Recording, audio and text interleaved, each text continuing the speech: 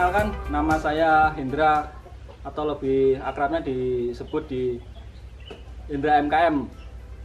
Saya usaha sapi ini sudah cukup lama. Di dunia peternakan sapi ini bukan pekerjaan utama saya. Pekerjaan utama saya adalah di kantoran di Pemda Trenggalek. Menekuni ini adalah usaha sampingan saya untuk mengisi waktu luang dan hobi juga. Selain hobi juga meneruskan silsilah keluarga dari kakek saya, dari bapak saya ke saya. Ini memelihara sapi semua. Mulai fokus di dunia peternakan sapi ini tahun 2015 dengan pertama kali saya kecimpung ini karena kondisi keluarga saya. Karena bapak saya sudah sakit, kondisi sapi 3 ekor, saya teruskan lagi. Saya mulai belajar tentang apa itu sapi dan bagaimana peternak itu tidak dibebani dengan mengarit atau mencari rumput. Dengan kita ubah dengan pola pakan konsentrat. Kasih saya beternak sapi ini adalah satu, berolahraga, kedua adalah berbisnis. Jadi sapi ini jangan terlalu muluk-muluk untuk bisnis, karena kita berbisnis dengan makhluk hidup.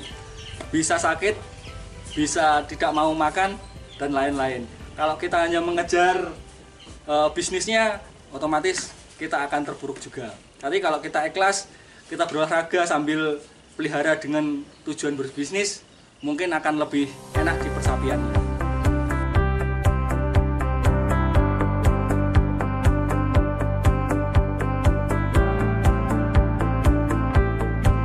Dalam dunia persapian ini membutuhkan ketekunan dan kesabaran. Untuk pelihara sapi ini tidak bisa kita 1 tambah 1 sama dengan 2. Kalau di sapi tidak bisa. Butuh ketekunan, kestabilan. Jangan sekali-sekali untuk gonta-ganti pakan. Sapi ini jenisnya sangat unik rumennya. Adaptasi pakan dan tingkat nutrisi. Jadi di setiap konsentrat itu ada nutrisi pakannya. Kalau gonta-ganti pakan, kalau kita tidak tekun di satu merek atau di satu bahan itu, nanti rumennya akan berpengaruh. Berikutnya adalah tepat waktu dalam pemberian makan. Jadi kita harus memberi pakan pagi dan sore hari. Jangan jamnya itu harus tepat. Kalau biasanya jam 7 pagi dan jam 3 sore itu harus tepat jam-jam itu. Tapi kalau kita sering rubah, sapi akan adaptasi lagi. Rumen biasanya makan jam segini, kok segini, itu akan berpengaruh juga. Kendala dalam beternak sapi sangat banyak. Jadi kalau saya simpulkan sih terutama 2. Antara pakan dan kesehatan.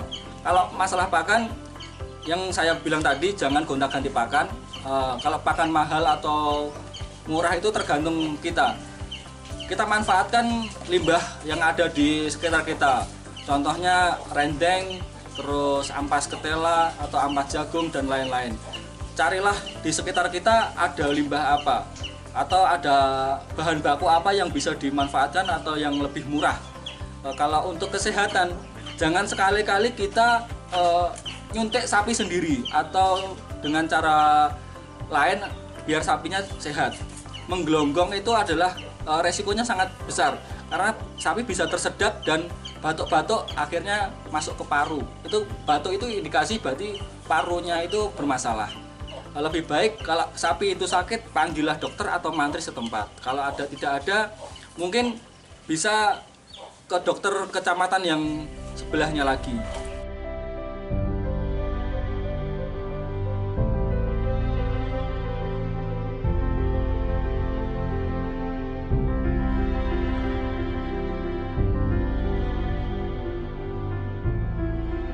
Kenapa kok kita harus panggil dokter dan mantri?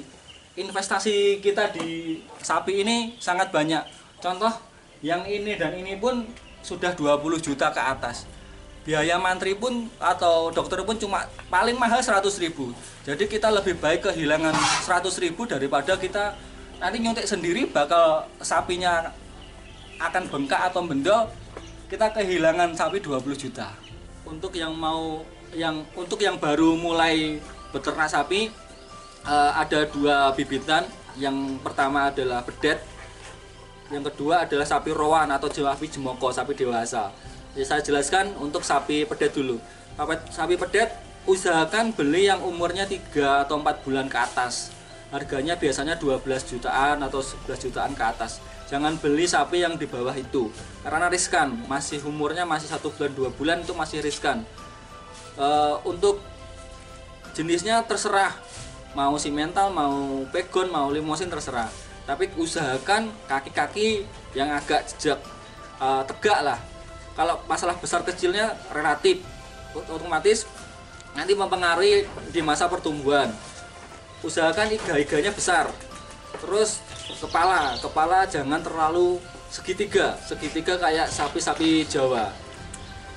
Untuk kedua, sapi jemoko atau sapi rowan itu juga hampir sama dengan sapi pedet.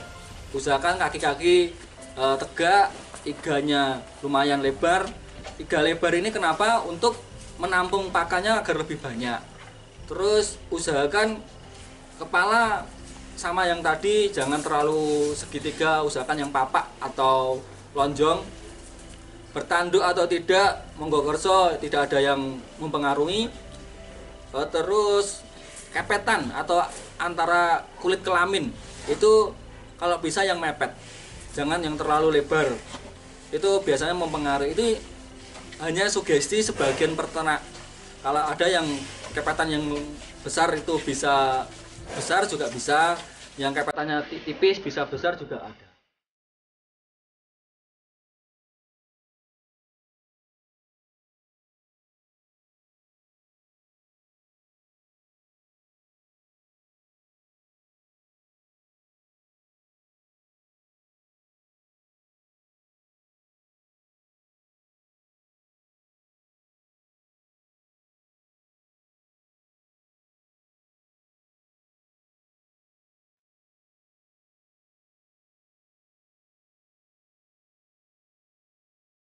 Untuk pemberian obat-obatan lebih baik dilakukan pada waktu sapi datang.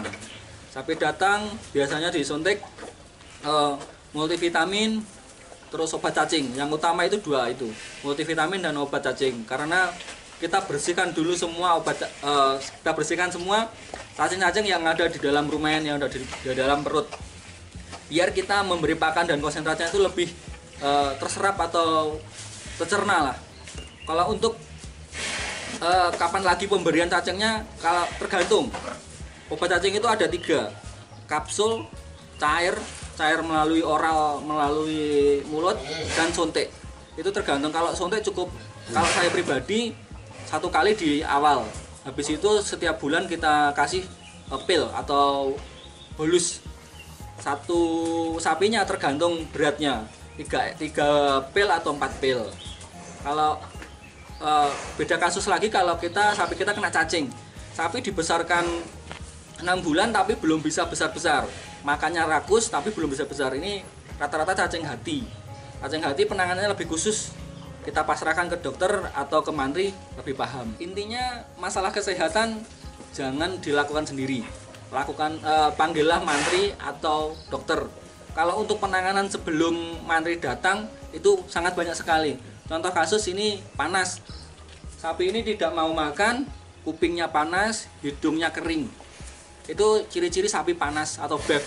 Itu rata-rata sebelum mantri datang. Itu kalau saya pribadi, saya kasih pisang biar metabolisme di dalam tubuh bisa lancar kembali. Kasih sebanyak-banyaknya pisang, sapinya mau. Habis itu mantri datang baru disuntik. Kita mau masuki yang inti ya, pakan. Pakan di sini bagaimana pakan itu bisa biar terserap 80% lah sapi ini. Jadi saya menyimpulkan gini, carilah pakan yang murah tapi berkualitas. Ini bukan cari menanya sendiri, bukan, tapi kita harus mempelajari pakan yang ada di sekitar kita. Jadi kita cari yang contoh kasus adalah ketela. Ketela kan agak murah, campur lagi dengan konsentrat home industry. Kita harus mempercayai konsentrat home industry. Kalau kita belum yakin dengan pakan home industry, kita campur dengan pakan pabrikan juga tidak apa-apa. Terus jamnya tadi harus stabil dan takarannya pun juga jangan asal-asalan. Takarannya gini, setiap sapi itu mempunyai bobot sendiri-sendiri. Jadi mempunyai takaran pakan sendiri-sendiri. Ini berapa kilo, ini berapa kilo, itu tergantung pakannya, tergantung sapinya. Jadi kita tidak bisa menyamakan. Oh, sapi saya di sini 10 kilo, di sapi ini sana tidak bisa 10 kilo. Kita harus mengetahui dulu lah, paling enggak sapi ini mampunya berapa kilo.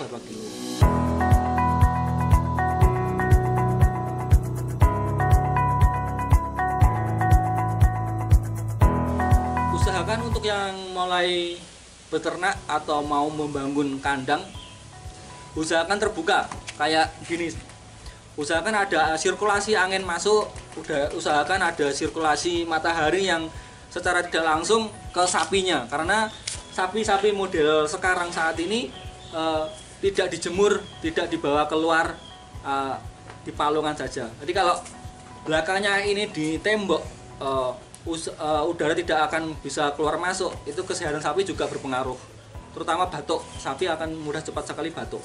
Kenapa saya memilih kandang model kayak gini, yang tadi saya sebutkan, sirkulasi bisa lancar dan kondisi sapi ini bisa mudah bergerak. Jadi sapi kalau contohnya kayak gini bisa agak mundur, bisa agak maju, jadi bisa agak membakar, gimana ya, bisa bergerak lah intinya. Terus jaraknya jangan terlalu dekat.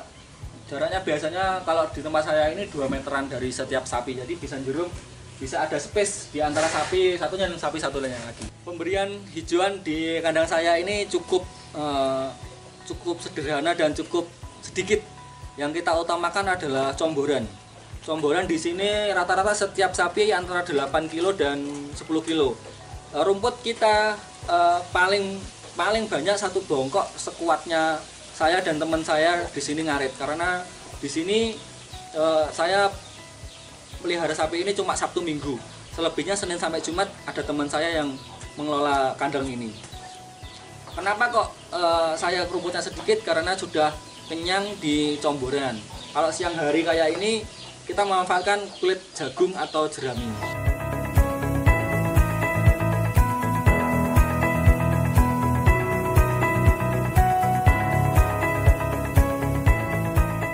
Potensi di peternakan sapi ini kalau kita mengetahui sangatlah besar. Pertama, setiap hari orang makan bakso, itu potensinya sangat besar sekali. Tapi kenapa kok banyak peternak sapi yang gulung tikar atau gagal? Karena manajemen kandangnya belum mengetahui bagaimana mengelola sapi dengan benar, bagaimana pakannya dengan benar. Kalau menurut saya peternakan sapi ini masih untung. Kita anggap sajalah sapi ini satu harinya pertambahan bobot 1 kilo itu 45.000. Kita mengeluarkan biaya pakan di sini rata-rata pakan 10 kilo dengan tenaga, dengan rumput dan lain itu sekitar 25.000. Kita masih ada keuntungan di situ. Kali 1, 2, 3, 4, 5, 6 ekor itu sudah masuk. Tergantung kita juga, kembali ke kita bagaimana mengelola manajemen keuangan di kandang ini.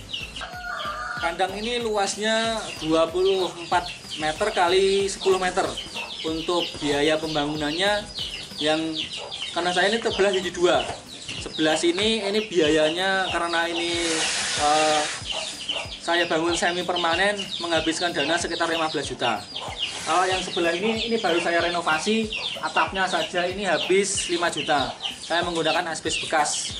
Terus kayu-kayunya motong sendiri, jadi sekitar 5 jutaan. Kalau total dulunya membangun ini habis 10 juta, tapi rumahnya rumah biasa, genteng biasa.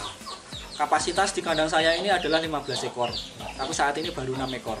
Untuk kemiringan kandang ini tidak terlalu miring, tapi cukup air bisa mengalir saja. Terus ketebalannya ini sangat tebal.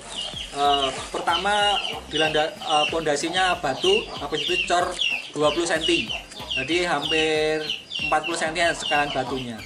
Terus untuk palungan usahakan yang langsung ya, jadi kita menyediakan air dan palungan untuk pakan.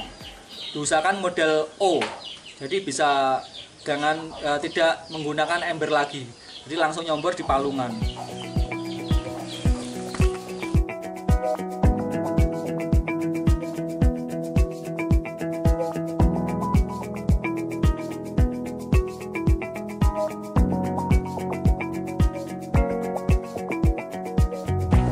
duka memelihara sapi ini adalah kalau dukanya itu saat sapi sakit, saat sapi panen. Panen itu ada antara duka dan suka juga, karena kita kehilangan sahabat, kita kehilangan keluarga. Kita pelihara itu dengan kasih sayang dan ya kita menganggap seperti keluarga sendiri. Kadang saya pernah motong sapi di RPH di Magetan, itu saat dipotong itu rasanya seperti kehilangan keluarga. Jadi kalau sukanya banyak, kalau suka kita nggak usah dibahas, karena suka pasti ada, kita menerima uang, menerima keuntungan.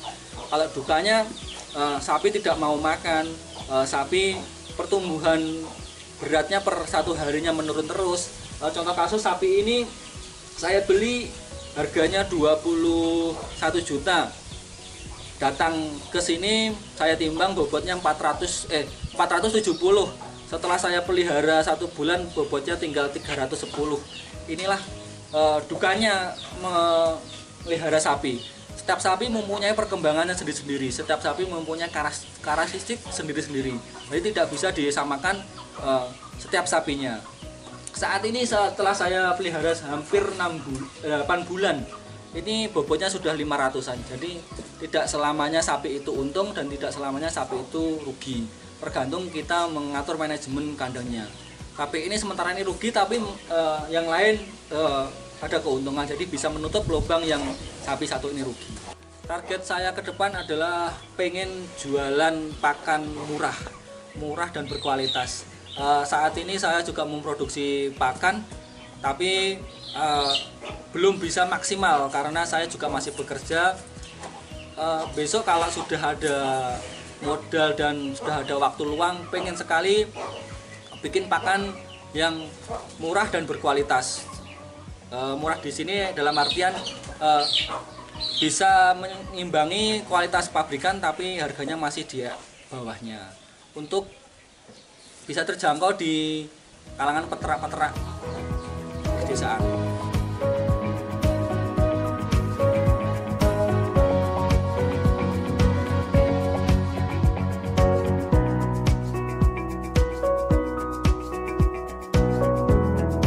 Untuk para pemula atau sahabat-sahabat yang ada di perantauan, khususnya di luar negeri,